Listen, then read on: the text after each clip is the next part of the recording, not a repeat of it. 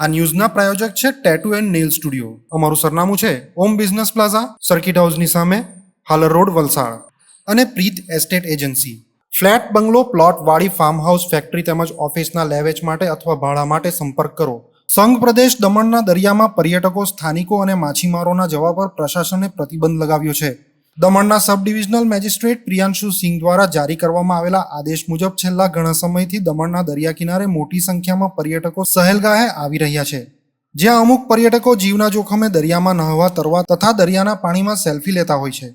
ત્યારે દરિયાના પ્રચંડ મોજાની ચપેટમાં આવતા કેટલાક લોકોના ડૂબી જવાને કારણે મોત પણ નીપજવા પામ્યા છે. ત્યારે હાલ વરસાદની ઋતુ શરૂ થઈ હોય અને દરિયો જોખમી બની ગયો હોય ત્યારે આવા સંજોગોમાં કોઈ પણ વ્યક્તિ માટે દરિયાની અંદર જવું નુકસાનકારક હોય. જે બાબતને ધ્યાન પર લઈ અને ખાસ કરીને સુરક્ષાના ભાગરૂપે પર્યટકો, સ્થાનિકો તથા માછીમારી કરતા માછીમારો માટે દરિયાની અંદર જવા પર પ્રતિબંધ લગાવવામાં આવ્યો છે.